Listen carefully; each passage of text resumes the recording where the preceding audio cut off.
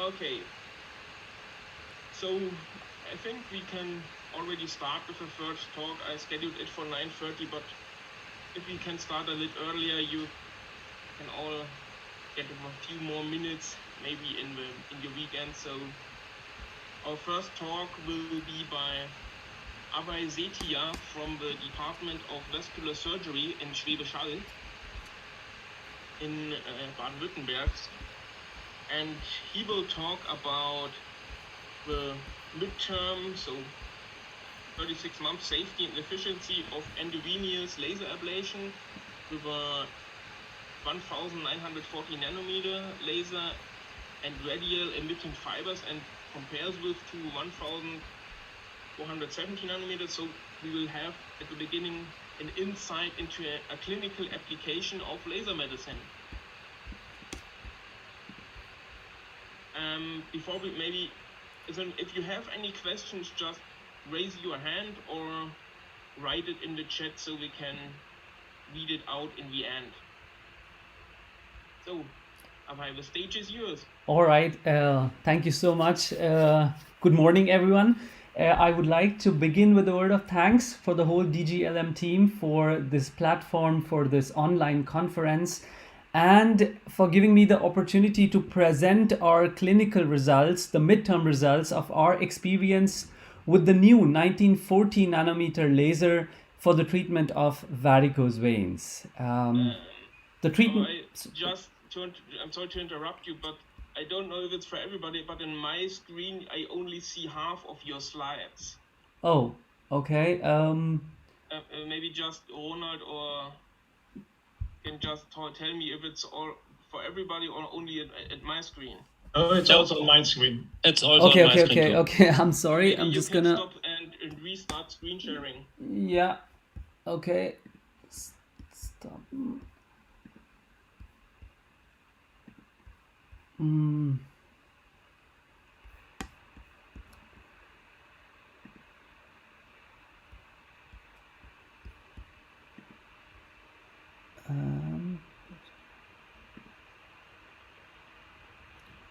So I am not sure how this thing. Okay. It was just when you make the presentation mode. So is it better now? Better. Yeah, now it's good. All right. Okay. All right. So yeah, I'm gonna start from right here then. So yeah, the treatment of varicose veins has come a long way since the stripping procedure described by Sir Babcock in the past decades. The desire and the passion and never-dying craving to decrease the invasiveness of varicose vein treatment led to the development of endovenous thermal procedures like radiofrequency obliteration and the endovenous laser therapy. And these procedures work on the principles of vein obliteration and reflux elimination without the need of operative crossectomy or stripping. Now, there are an array of fibers and wavelengths that are available for EVLA. And until 2019, the most commonly used laser systems had a wavelength between 800 and 980 nanometer, and the recent trend towards using a longer wavelength with radial fiber is supported by numerous experimental and clinical studies and randomized control trials comparing the hemoglobin targeting or the shorter wavelength to the water targeting or the longer wavelength laser systems. The longer wavelength laser systems like 1470 nanometer and especially 1940 nanometer are relatively new and exhibit superior patient's comfort with lower pain levels, lower hematome incidences, better risk profile, and if not better, but the same occlusion rates as well. So based on the results of these exhaustive studies, the German S2K guidelines recommend that longer wavelengths with radial fibers should be used for EVLA. And EVLA is based on the principle of heat transfer to the vein wall in the form of photons or laser energy, which in turn is absorbed by tissue chromophores like water or hemoglobin. the longer wavelengths have a higher coefficient of absorption in water, which targets the water molecules in vein walls. So this selective optical penetration leads to decreased damage to the perivenous tissue or structures, which leads to diminished complication rate. And as you can see here, 1940 nanometer possesses even a greater coefficient of absorption in water than 1470 nanometer. And keeping these physical principles in mind, we were undoubtedly convinced for its clinical application and evaluation. And after experimental evaluation, this innovative laser wavelength was applied in a clinical setting to evaluate the short and the midterm safety, efficacy, and effects on patients' comfort of this new wavelength. Between June 2013 and December 2014, 177 consecutive EVLA procedures were carried out in 139 patients in our medical center hospital in Schwäbisch Hall.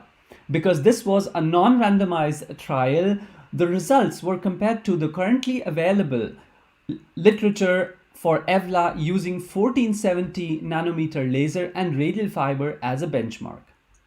Patients with recurrent varicose veins, past history or current DVT or thrombophlebitis, and diameters of more than 15 millimeter were excluded.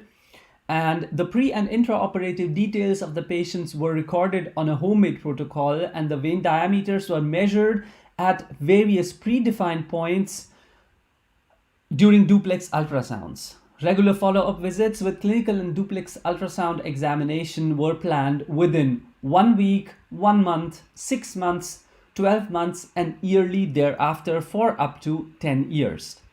Based on our comprehensive clinical and experimental experience with EVLA using radial fiber and assumption that shorter stump length could mean low reoccurrence, we carefully placed the fiber at the saphenofemoral or the saphenopopliteal junction at the distal ostial point, or P2, as depicted in this diagram and as shown by an intraoperative ultrasound to your right.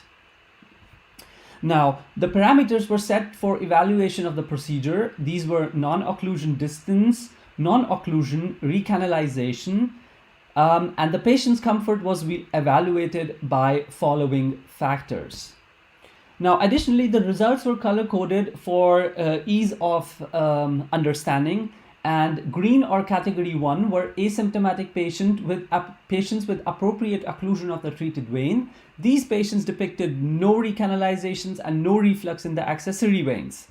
And category 3 or red were EVLA failures. These were either symptomatic or asymptomatic, and the recanalizations occurred in these patients in the veins that were previously occluded.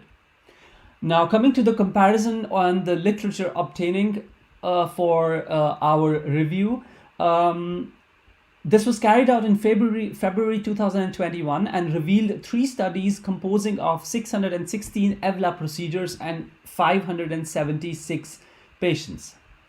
All the patients in our study were examined within 1 month of the operation, and follow-up rate at 12 months was 72.8%, and at 24 months 85%, and at 36 months 40 limbs were examined respectively. The occlusion rates at 12 months was 98.5%, and reflux in the accessory veins was observed in approximately 5% of patients, and 3.5% of patients showed recanalizations. Coming up to the duplex ultrasound results, we achieved a very short stump length at the end of our follow-up period. That was 1 centimeter for the great saphenous vein and 0.3 centimeter for the short saphenous vein. Now, minimal to few post-operative complications like ecchymosis, skin discoloration, and EHIT were observed. Post-operative pain intensity was low and was 1.3. The incidence of persistent laser-induced paresthesia reduced over time to only 2.2% in the long-term or the mid-term follow-up period. there was a significant improvement in the VCSS scores. Now, as I mentioned earlier, we measured the diameter of the truncal vein at various points, and this revealed a very interesting finding that the diameters of the ablated vein reduced significantly over time, and various segments of the vein could also not be recognized on the post-operative duplex ultrasound examinations. As I mentioned before, our results were compared to the literature data of patients treated with 1470 laser and radial fiber, which was used as a benchmark. And this present study was comparable to the literature in terms of study type and EVLA procedures. The few differences were, for example, in one study, only the great saphenous vein was treated, and selective procedures or adjunct procedures were performed very selectively in the literature cohort, and we performed phlebectomies in all the patients. The catheter, as I showed before, was placed at the saphenofemoral and the saphenopopliteal junction, and the pullback was continuous with a maximum velocity of 1 millimeter per second. And with this above mentioned protocol, as you can see here, we achieved the same results with definitely lower lead for cumulative for both the great saphenous and the small saphenous vein, and individually for both the veins as well. The complications like bruising, discoloration, skin burns were lower, and the rate of persistent paresthesia and recanalization was comparable as well.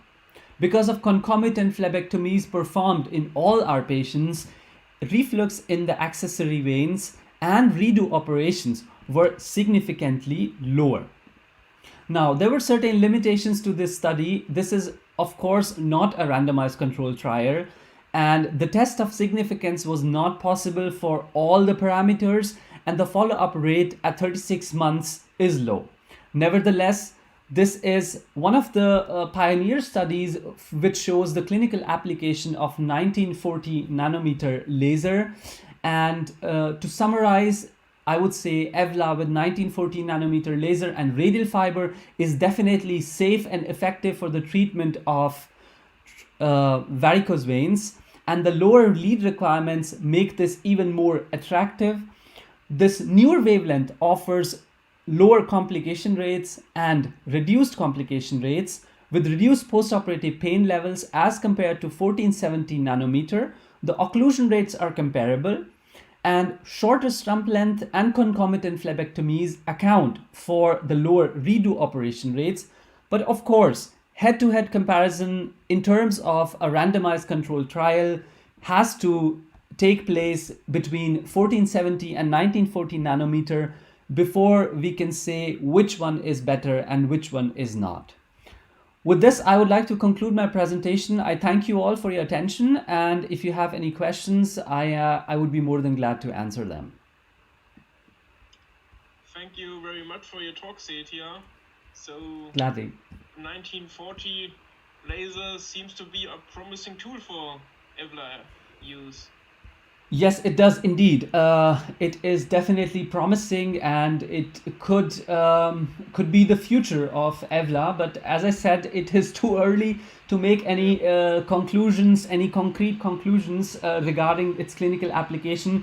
But what I can definitely say, it is feasible, it is safe, it is effective, and it can definitely be offered as a treatment modality to our patients. And as you can see, the patients had reduced post-operative pain, reduced incidence of post-operative complications, local complications, and there's a definite need to study this new laser wavelength more. Yeah, do we have questions from the audience to apply for? Yes, I would have a question. Yes, Carsten. Thank you, Mr. Setia, for this nice presentation and the comparison between the two wavelengths. You mentioned you do the procedure of a phlebectomy additionally in all patients. What exactly do you mean by this phlebectomy? Is it a cross ligature or crossectomy or minor surgery added to the intraluminal procedure. Is that right? Did I get this right? Sure. Thank you so much for your comments and your question. So we did not perform crossectomy or stripping in any of the patients. This phlebectomy means the side veins or the accessory veins were treated with mini incisions and were, let's say, removed with these phlebectomies. Okay. Yeah. I understand. So you prevent the accessory veins to develop to larger veins in the future. Yes, Yeah, definitely. I understand. Thank you. No That's problem. a good concept. Do we have further questions? See no hand. Well, if there's not, I have experience with the bare fiber application in venous malformations, and what we always see is the carbonized tip of the bare fiber, and I wonder if there is any damage to those ring mode applicators or those lateral distributing. And to be very frank, we did not notice any damage to any of the fibers used in any of the patients. That is the first thing, but definitely we observed carbonizations in a few cases. Because this was the initial phase of our application, we did not document the grades of carbonization. But nowadays, we have developed a grading system, like our own grading system for carbonization that we can see intraoperatively, and we grade them accordingly. This carbonization may be related, well, you do success rate of the bare fiber is accomplished with this carbonization part of the fiber, and maybe because of damaging the vessel wall directly in contact with the fiber. That's my opinion. And this is prevented with the radial fiber. High power density at the end of the tip. Here you have this ring, and therefore you have a reduction of the power density on the ring. This is on one side. So, and due to the wavelengths of 1940, you have really reduced absorption by the hemoglobin, more by the water. And if you're working more in this visual spectral range, then you have the absorptions by the hemoglobin, and this makes this carbonization. Okay. Thank you. Okay, thank you for your Thank you so much. comments, Carsten and Ronald, and thank you again, Abai, for your talk on this interesting application. And let's go on with the next speaker, who is Eric Seifert from the Medical Laser Center in Lübeck, and he will show us a medical application in ophthalmology.